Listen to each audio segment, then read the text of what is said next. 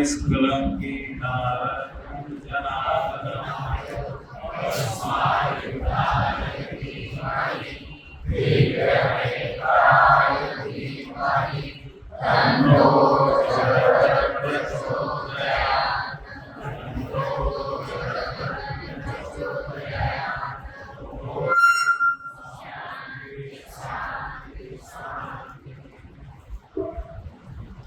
સૌને જય ગુરુદેવ. આજે જીયાપર ગામમાં નવીન સમાજવાડી થઈ રહી છે એના તો સમાચાર મળતા હતા. મેં પ્રવીણભાઈ પરિવારે બીડું ઝડપ્યું હતું, એ પણ સમાચાર મળતા. ને બહુ સારી રીતે થઈ રહી છે એ પણ સમાચાર મળતા. આજે પ્રત્યક્ષ જ્યારે જોયું ત્યારે એમ થયું કે આ પ્રવીણભાઈ અમને મુંબઈમાં લઈ આવે છે કે કેમ.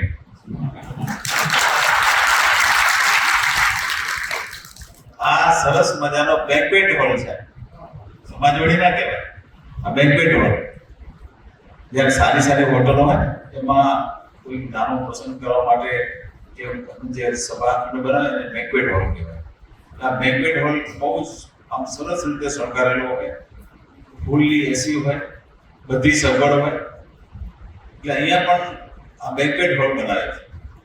જોયું ઉપર 5 રૂમ છે એસી સાથેના, બધું કોમન ટોયલેટ સાથેના. એના નીચે જોયું કે ત્યાં પણ આ રીતે 5 રૂમ છે, ત્યાં બધું ફૂલની સગવડ સાથેના. નીચે પણ સરસ કિચનની વ્યવસ્થા છે, ભોજન આરોગવાની વ્યવસ્થા છે. તો આ બધું જોઈને ખૂબ આનંદ થયો છે અને એમ થયું કે જીયાપર ગામમાં આ સમાજવાડી બની છે ને, પણ કદાચ પાટીદાર સમાજમાં આવી સમાજવાડી નહીં. સમાજવાડીનો ઓપનિંગ તો થઈ ગયું હતું, પણ અમારા ખાલી પગલાના નિમિત્તે એ આવવાનું હતું. એટલે આમ તો બીજો કોઈ પ્રસંગ જેવો આમાં હોય નહીં, પણ છતાંય આખું ગામ જ્યારે જોડાયું છે, દીકરી જે પ્રસંગ વખતે જે છે જે માહોલ બનાવ્યો છે, હું તો અનુમાન કરું છું એ વખત પણ એવો જ માહોલ તમે અહીં બનાવ્યો છે બધાએ, અને બધાએ પૂરી સંખ્યામાં અહીંયા હાજર છો. ત્યારે મને તમને મળીને ખૂબ આનંદ થયો છે. અને આજે આ સભામાં અહીંયા ઉપસ્થિત અમારી સાથે આવેલા અમારા પેરામિટના ટ્રસ્ટી દેવીભાઈ છે, પ્રવીણભાઈ છે, પછી કેકેપીના પ્રમુખ છે જયંતિભાઈ છે, પછી અહીંયા સમાજના પ્રમુખ જેઠાભાઈ છે, પછી અમારા પૂર્વ પ્રમુખ દાનાભાઈ છે, રામુભાઈ છે, ઈશ્વરભાઈ છે, અને અમારા સાથે રહેતા નટુભાઈ છે, અને અહીંયા જીયાપરના મુખી મહારાજશ્રીઓ, તેમજ અહીંના સમાજના પ્રમુખ ભારતી બાબા, તેમજ યુવા પ્રમુખ શૈલેષભાઈ, તેમજ મંત્રી અને સર્વે માતાઓ, ભાઈઓ અને બહેનો. આજે કોઈ પણ શુભ કાર્ય કરવું તો શુભ સંકલ્પો હોય. શુભ સંકલ્પ હોય ને તો પરમાત્મા એ સંકલ્પ પૂરો કરે છે. પણ આપણો ક્યારેક સંકલ્પ નબળો હોય ત્યારે આપણે છે ને ફ્રસ્ટ્રેટ થઈ જઈએ, એટલે કરવું કે ના કરવું હવે એમ થઈ જાય. પણ જેનો સંકલ્પ મજબૂત હોય એની સાથે પરમ શક્તિ એની જોડે જોડાય છે. પરમ શક્તિ એની જોડે જોડાય છે. કાર્ય તો પરમાત્મા કરાવે છે, પણ સંકલ્પ આપતો પરમાત્મા કે તું સંકલ્પ કર, હું તારી જોડે છું. સત્કાર્ય કરવા માટે પરમાત્મા તૈયાર છે. સત કાર્ય, સત બુદ્ધિ, જ્યાં સત શબ્દ આવતો હોય ત્યાં બુદ્ધિ હોય કે કાર્ય હોય, કોઈ પણ વસ્તુ હોય, જ્યાં સત શબ્દ આવે એટલે સત એટલે પરમાત્માનું સ્વરૂપ. એટલે એ સત બુદ્ધિ એ બુદ્ધિમાં પરમાત્મા જોડાયેલા, સત કાર્ય જેમાં કાર્યની સાથે પરમાત્મા જોડાયેલા. એટલે અહીંયા આ સત્કાર્ય કર્યું છે પ્રવીણભાઈ. એમના પરિવારને ધન્યવાદ જેટલા આપીએ એટલા ઓછા છે. કારણ કે ભગવાન લક્ષ્મી આપે, પણ એ લક્ષ્મીનો સદુપયોગ કેવી રીતે થાય છે એ વાત. આપણા સરપંચ પરિવારની અંદર વીર વ્યસની છીએ, સંસ્કારી છીએ, મા બાપના સંસ્કાર મળેલા છે. એ સંસ્કાર જીવંત છે ને એટલે આ કામ કરવાની પ્રેરણા થાય છે. પ્રવીણભાઈના બાપુજીએ અહીંયા ઘાટકોપરમાં પણ રોજી બાબાએ એક ફ્લેટ આપ્યો છે કે જેમાં તમે બધા ભેગા મળીને તમે પૂજા કરી શકો. એ બીજ વાવેલા છે એ પરિવારની અંદર. એ વાવેલા બીજ અત્યારે વટ વૃક્ષ થયા છે. ભગવાને તેમને કામ કરવાની શક્તિ આપી છે, પણ સાથે સાથે કે ધર્મિષ્ઠ પોતે છે, પરિવાર ધર્મિષ્ઠ છે એટલે આ બધું સૂજે. નહીતર તો છે ને રૂપિયો તો વિદેશમાં ફરવા જાય ને લાખો ને કરોડ રૂપિયા લોકો કરતા હોય છે, અને એ નશામાં રહીને પણ એક દારૂની બોટલ છે ને લાખ રૂપિયાની પીતા હોય છે. એ પણ પૈસાવાળા છે. પણ અહીંયા એવું કઈ નથી. વિદેશમાં ફરવાનો મોહ પણ નથી. કદાચ જવું પડે તો સામાન્ય છે, તો વાંધો નહીં કહેવાય. પણ સત્કારીમાં મારો પૈસો કેમ વપરાય એ ભાવ એની અંદર હતો ને, એ બહુ જ મહત્વનો છે. એ ભાવ આ કાર્ય ઉપયોગ કરીને મળશે લોકો. તો પહેલા તો હું પણ તાલીમ બતાવીશ અને આપ સૌ પણ બતાવો.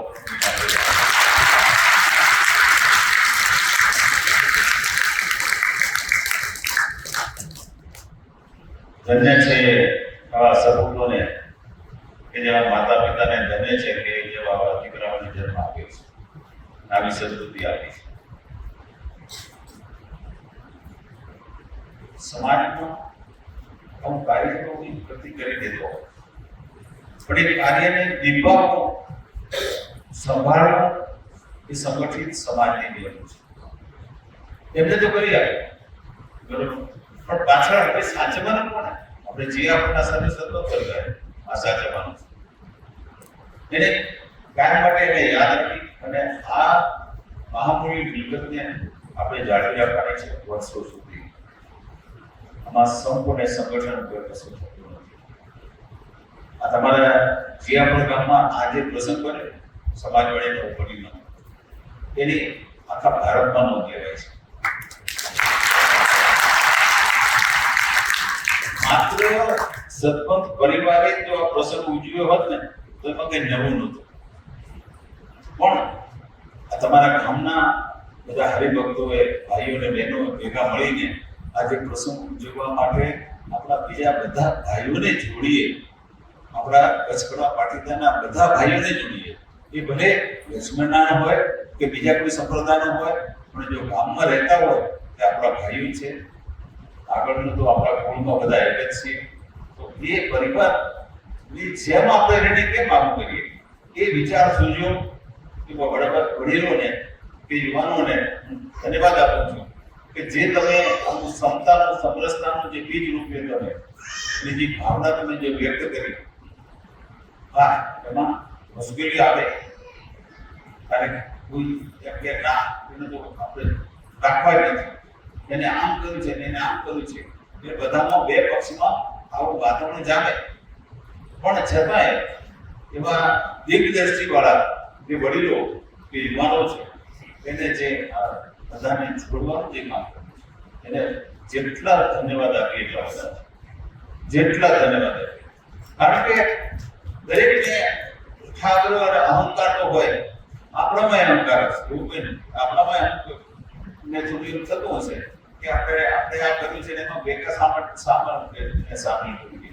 પણ લાંબી દ્રષ્ટિથી જોઈએ ને તો આ બહુ સારું થાય છે. આપણે આપણો આપણે છોડી દેવું જોઈએ. આપણે પણ એવા છે કે દો કદમ તુમ ભી ચલો, દો કદમ હમ ભી ચલે, મિટા દે મન કી દુનિયા. આ મનની ભૂલી છે, મનનો ભેદ છે, મનનું અંતર છે, બાકી કંઈ નથી. મનથી જો પ્રેમ હોય તો બધું એક સરખું લાગે છે. અને મનમાં જો પ્રેમ ઉભો થઈ ગયો તો લાખો કિલોમીટર દૂર રહેતા હોય એવું લાગે. બે ભાઈ હોય, એક થાળીમાં જમતા હોય, એક માના દીકરાઓ, મા બે એક કુળીઓ, આને ખોડાવ્યો ને આને ખોડાવ્યો, પિતાએ બે સરખો લાડ આપ્યો. આ બધું કર્યું. પિતાએ વહેંચણી પણ સંસ્થાના ભાવથી કરી હોય, પણ છતાંય જ્યારે ક્યાંક ને ક્યાંક અસંતોષ રહી જતો હોય, એક ચમચી આ ભાઈને બધાને લઈ લીધી, એના ઘરવાળાએ આપણે એક ચમચી ઓછી મળી છે. આટલું કે ઝીણા મતભેદમાં પણ છે ને બે ભાઈ વચ્ચે તિરાડ પડી જતી હોય છે. એટલે જ્યારે આની ક્ષમતાનો ભાવ ન હોય, મન મોટું ના હોય, ત્યારે ભાઈ જુદા થાય, ત્યારે પહેલો દુશ્મન ભાઈ બને છે. વિચારજો, આ દુનિયામાં પહેલો જો દુશ્મન જો કરતો હોય તો આપણો ભાઈ બનતો હોય છે. આપણી મનની નબળાઈ છે, મનની સંકુચિતતા છે. મન પર રાખો ભાઈ છે શું લઈ જશે, કદાચ લઈ ગયું થોડું, ભલે લઈ ગયું કઈ વાંધો નહીં, આપણો ભાઈ છે. તો આ ભાવથી પરિવારમાં પણ જ્યારે વિભાજન થાય ત્યારે પણ કંઈક તો બધું થતું જ હોય છે. આ તો સમાજ છે ભાઈ, આ સમાજને જોડવો હોય, સમાજની અંદર એકતા કરવી હોય ત્યારે તો મન મોટા રાખવું. આજે સમાજની અંદર બધાની વિચારસરણી એક સરખી નથી હોતી, પરંતુ એક સમાજની અંદર સારા માણસો જ્યારે આવું સત્કાર્ય કરતા હોય ત્યારે આપણે સંગઠિત થઈને જો આ કરીએ તો આ બળ કેવું લાગે. આજે તમારું કામ સંપીને રહેવું એટલા પૂરતું નથી, પણ સાથે ભગવાન છે, બરોબર, માતા પર બીજું ગરબોઈ છે. આ ગામ તમારું જો આ 4 ગામ ભેગા મળીને જમતા હોય ને એટલે ભગવાને રાજી થાય. અહીંયા લક્ષ્મીનારાયણ ભગવાન રાજી થાય ને વિષ્ણુનારાયણ ભગવાન રાજી થાય. બે નારાયણ છે, બે જુદા નથી, બે વિષ્ણુના સ્વરૂપ છે. બીજા બે વિષ્ણુના સ્વરૂપ છે અને એ બે ભગવાનના સ્વરૂપ વિચારતા હોય કે આપણા બધી ભક્તો કેવા સંપીને રહે છે. સાચી સમજ આવી છે, ભગવાન પણ રાજી થાય. આ સમાજમાં સાચી સમજ આવી છે. મિત્ર, ભગવાન કઈ ઈચ્છતા નથી, લક્ષ્મીનારાયણ ભગવાન પણ એમ ઈચ્છતા નથી કે તમે આવું કરજો, તમે જુદા રહેજો, એકબીજાની નિંદા કરજો, એમ ઈચ્છતા નથી. અને વિષ્ણુનારાયણ ભગવાન પણ એમ ઈચ્છતા નથી કે તમે લક્ષ્મીનારાયણની નિંદા કરજો, એની સાથે વાત ના કરતા, એની સાથે પ્રેમથી વર્તાવ ના કરતા. આપણે આ બધું ભલે સંપ્રદાય જુદો હોય એના ઘરમાં એક ઘરમાં બે ભાઈ હોય, બે ભાઈની પણ એની જે ભાવના હોય એ પ્રમાણે એક ભગવાનનું ભજન કરતા હોય. સમાજ છે ભાઈ, કઈ વાતો નહીં. આપણે એ મંદિરમાં જઈએ, આપણા મંદિરમાં જઈએ, એ આપણા મંદિરમાં આવે, એના મંદિરમાં બધું થાય. આવી સમરસતા છે ને ત્યાં ગામની અંદર છે ને આ અંદર આ ગોખુડી મંદિર. તો આ બાબતથી તમે આજે વિચાર તમે સૂચવ્યો છે એની નોંધ આખા સમાજે લીધી છે. તમે પ્રેરણા આપી સમાજને, તમે પ્રેરણાદાયી બન્યા છે. અને આ જ રીતે જો સમાજ બધો ભેગો મળી દીધો સત્કાર્ય કરે ભલે ભેગા મળીને આપણે એકબીજા ભેગે ભોજન મળી નહીં મળે તો કોની સાથે બેઠું 18 માણસ છે એની જોડે ભોજન કરીશું આપણે. આ તો આપણા છે ને, પારકા છે જ નહીં, તો એની જોડે બેસીને ભોજન કરીએ. એની જોડે બેસીને જન્માષ્ટમીના તહેવાર હોય કે દિવાળીના તહેવારો એ સાથે મળીને આપણે ઉજવીએ. કેટલું રૂપાળું હોય. એ બધી દીકરીઓ ગામની એક સાથે જ રમતી હોય અને વડીલોને જોઈને કેવો આનંદ થાય, દીકરીઓને પણ કેવું થાય કે આવા ઉત્સવમાં અમે બધા જોડે રમીએ છીએ, આનંદ માણીએ છીએ. એ આનંદ આપણે મેળવવાનો છે વડીલો. ત્યાં દીકરીઓને એના મનની અંદર જે છે ને ભાવના છે ને એને સમજીને એને વિભાજિત ના કરીએ. દીકરીઓને દુઃખ લાગે એવું કદી ના કરવું. સાચા સમાજના ધુરંધરો છે એને સમજવું જોઈએ કે દીકરીની હાય ખાઈ જશે ને તો ભગવાન કદી માફ નહીં કરે. એટલે આપણે બે સમાજ સમજવાનું. આપણી દીકરીઓ રાજી થાય, આપણે યુવાનો રાજી થાય. આપણે યુવાનોને શું આપવાનું છે વારસામાં? વેરઝેર આપવાનું છે કે સમાજની અંદર સંપ અને પ્રેમ સહૃદયતા ભાવ આપણે આપવાનું. યુવાનો જોઈ રહ્યા છે, યુવાનોની દ્રષ્ટિ વિશાળ છે, એને સંકુચિત જગતમાં નથી રહેવું, વિરાટ જગતમાં એને રહેવું છે. આજે કેટલા જુદા જુદા ક્ષેત્રની અંદર યુવાનો આગળ વધી રહ્યા છે. એમાં બીજા સમાજની જોડે પણ હળી મળી રહે છે, પણ એને થાય છે કે આપણો સમાજ કમી પણ કેમ ના રહે? આપણે ખૂટે છે શું? શા માટે આપણે સંપ્રદાય કેવું કરીએ? એટલે પછી એમને યુવાનોને સંપ્રદાય પ્રત્યેની ભાવના ઓછી થાય, નફરત થઈ. એટલે આપણે યુવાનોની અંદર છે આપણો ભેદભાવનો બીજ આગળ રોકવાનો. યુવાનો તૈયાર છે સમદ્રષ્ટિથી ભેગા રહેવા માટે. આપણે વડીલો પણ વિચારવાનું છે, એમને પણ સારા સંસ્કાર આપવાના છે. તો આ તમે જે ઉદાહરણ પૂરું પાડ્યું છે એની સમાજમાં નોંધ લેવાય. અને આવા ઘણા ગામની અંદર આવા પ્રયત્નો સારા થઈ રહ્યા છે અને હવામાન આખું બદલાઈ રહ્યું છે. નફરતની આગ ફેલાવનારા એક દિવસ છે ને પસ્તાય કે મેં ખોટું કર્યું. અને જેને પ્રેમની જ્યોતિ જગાવી છે ને એના માટે પરમાત્મા છે ને હંમેશા રાખે. આ વિશ્વની રચના એક પરમાત્માએ કરી છે. એક જ પરમાત્મા છે કે જે વિશ્વની રચના કરી એના પહેલા પણ હતો પરમાત્મા. વિશ્વની રચના કરવાવાળો પણ એ છે અને પોતે જ આ વિવિધ રૂપે પ્રગટ થયો છે. અને જે વિશ્વ નહીં હોય ત્યારે પણ એ પરમાત્માનો મૂળમાં રહેવાનો છે.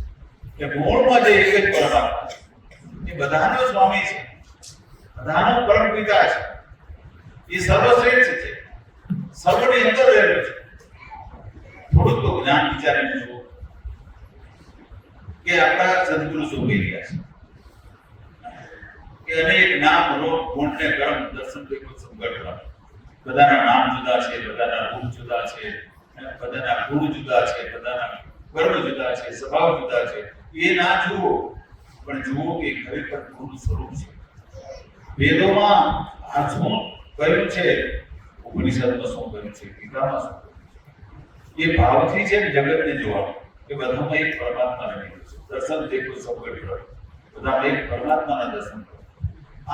આ જો ભગવત ભાવ આપણી નહીં હોય આપણી અંદર તો આપણે ખરેખર મનુષ્ય સ્વરૂપે હોવા છતાં પણ ભગવાને જે આપણા પ્રત્યેનો જે ભાવ રાખ્યો છે એવા માણસ નથી થઈ શકતા. જેની અંદર જ્ઞાન નથી એને પશુ સમાન કહ્યું છે ઉપનિષદમાં. બધે જ્ઞાન નથી એ પશુ સમાન. તો જ્ઞાન શું છે? તો જ્ઞાન એક જ છે. ઉપનિષદની અંદર ચોથા કાંડની અંદર કહ્યું છે એક જ પરમાત્મા સર્વત્ર વ્યાપેલું છે ને એ જ પરમાત્માની પૂજા કરવી જોઈએ. એ જ પરમાત્માના કોઈ પણ સ્વરૂપ હોય એ પરમાત્માના સ્વરૂપ છે જેને પૂજા કરવી જોઈએ. પણ મૂળ પૂજા તો છે ને એ પરમ પિતાને લક્ષ્યમાં રાખીને જ કરવી જોઈએ.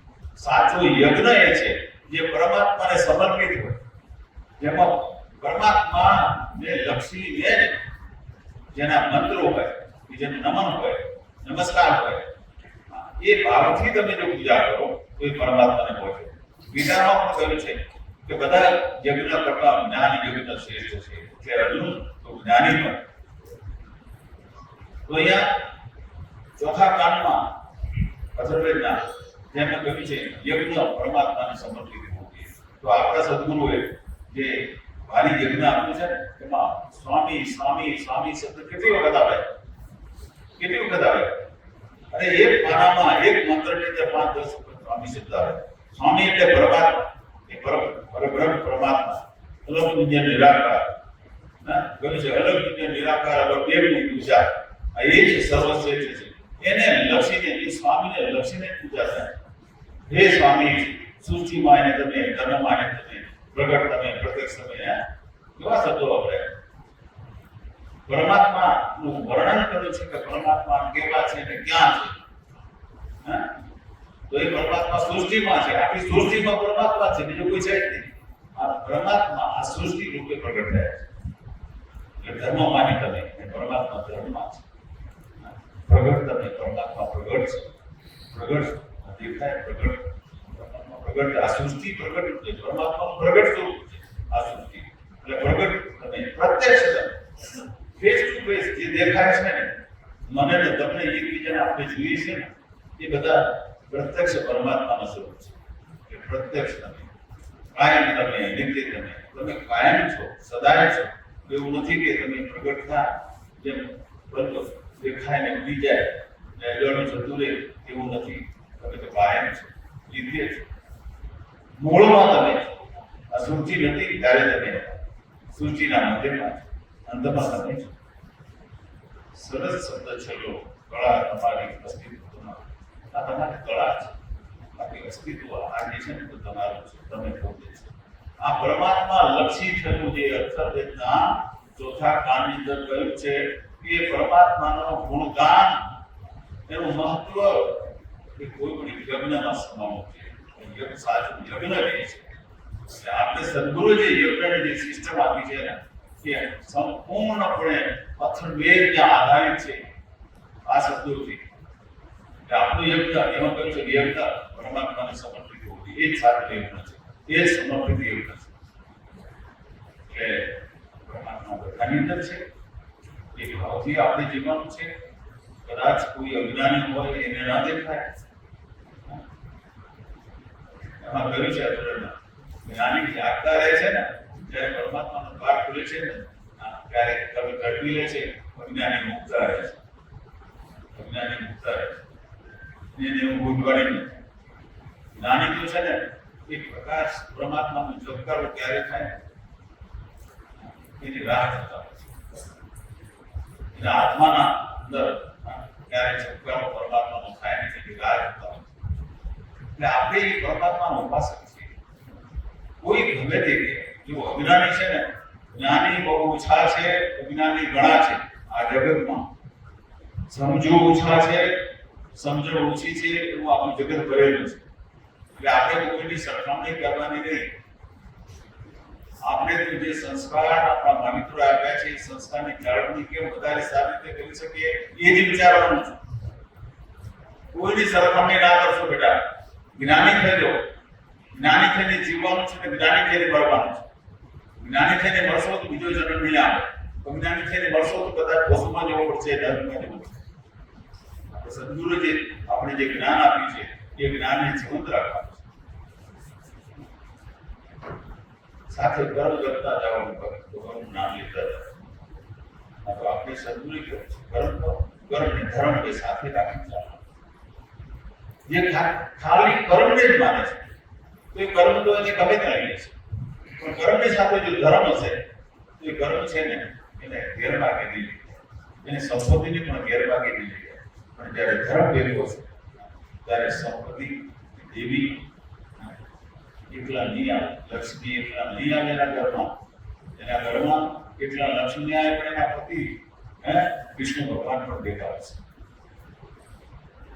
જેને લક્ષ્મીનો દુરુપયોગ કરવો છે, લક્ષ્મીનો પ્રત્યે અહંકાર છે, એમાં ભગવાન નથી આવતા અને લક્ષ્મી પણ લાખ મારી જતી રહે. એટલે આપણી વાતો છે, સમજણી છે.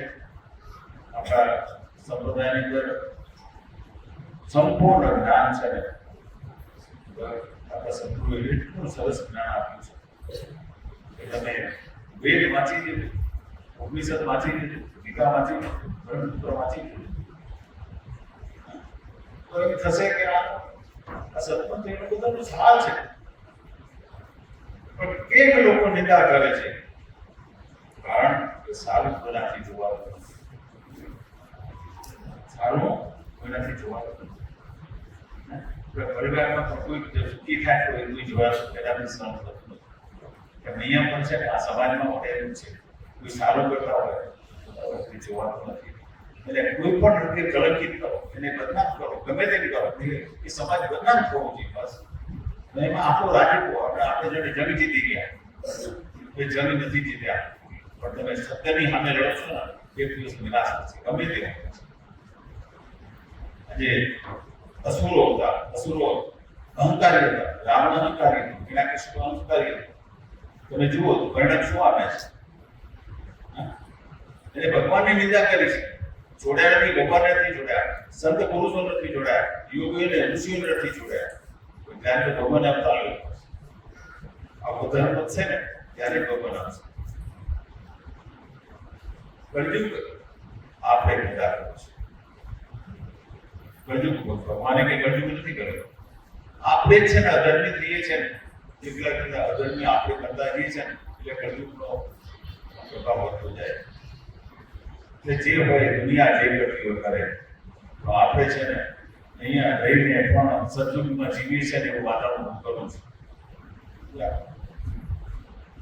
જે આવો સુસંગઠિત ધાર્મિક સંસ્કારી સમાજ હોય એ સમાજ સદયુગમાં જીવે છે.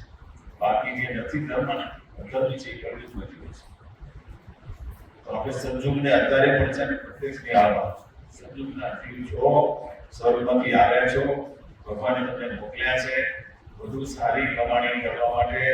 સ્વર્ગ પૂરતા નહીં પણ એની ઉપર છે ને મરલોક, જનલોક, તપલોક અને સતલોક એટલે બરાબરીમાં જવા માટે ભગવાને એ આપણને મોકલ્યા છે. એટલે ભૂલી નહીં જવાનું અંદર સ્વર્ગમાં હતા એનાથી પાછા વળી આ ડિગ્રી નીચે ના જતી રહે. સ્વર્ગ તો તમે જોઈને આવ્યા છે, ચિંતા ના કરો. આ સ્વર્ગ છે. આ તમને શું લાગે? શું લાગે? ઘરની અંદર બધી સુવિધાઓ છે. તમે સ્વર્ગમાં છો દીકરીઓ, ભાઈઓ, તમે બધા સ્વર્ગમાં છો. આનાથી વધારે શું છે? તમને કદાચ વસ્તુ ના લઈ જાય ને એટલે ભગવાન તમને સુખી હતા ને સુખી રાખ્યા છો. પેલી ઘણા છે પાછા બાદ એ બધા આપતા જવા છે. ભગવાને આપણે સારા મોકો આપ્યો છે કે હવે આનાથી વધારે તમે ભોગની ઈચ્છા ના રાખો, પણ ભગવાનની ઈચ્છા રાખો. તો અને મારી વાણીને હું વિરામ આપું છું. અને જ્યાં પરના સર્વે સત્તમ કરે ભાઈઓ અને બહેનો મારા સર્વને મારા ખૂબ ખૂબ આશીર્વાદ. અને તમે જે આ કાર્ય કર્યું છે સમાજને જોડવા માટે એ બદલ ખૂબ ખૂબ અભિનંદન. અને આવું જ કાર્ય સમાજના કાર્યકર્તાઓ છે, મારા નાના બાપા છે, કૃષ્ણભાઈ છે, બલનભાઈ છે, ઈશ્વરભાઈ છે, આવેલા બધા આ કાર્ય કરવાની પરમાત્મા તમને શક્તિ આપે. સારા માણસોને જગાડજો. તો સારા માણસોને કહો સિંહ થઈને શું કરો? તમે સુઈ જાય છો. સિંહને ગર્જના કરો સમાજને કરવા માટે. તો સમાજ આ રીતે સંગઠિત બને, તમારા સૌ પરિવાર સુખી થાય. ભગવાન તમને ખૂબ સુખી કરે, ખૂબ સુખી કરે. અને ભગવાન તમારા કામના રાખે એવા આશીર્વાદ સાથે મારી વાણી વિરામ આપું છું. જય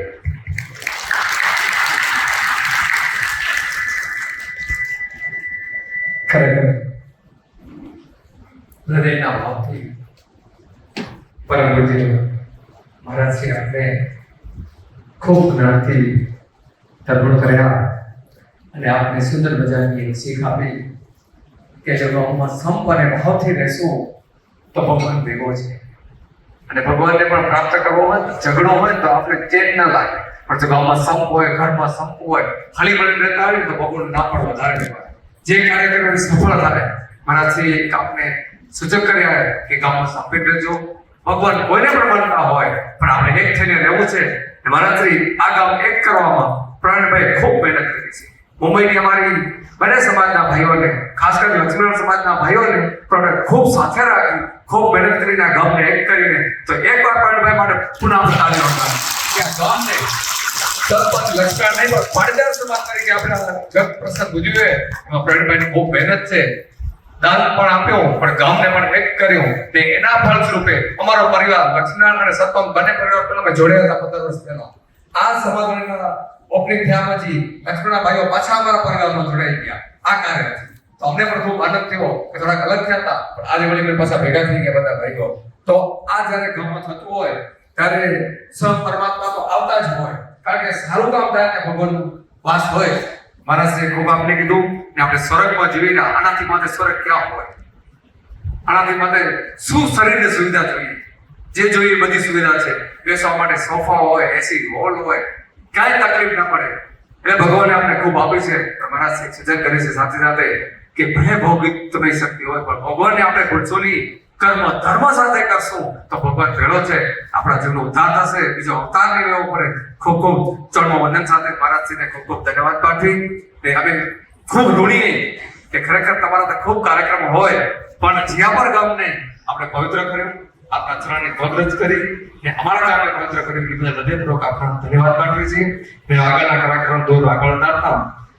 હવે જે પણ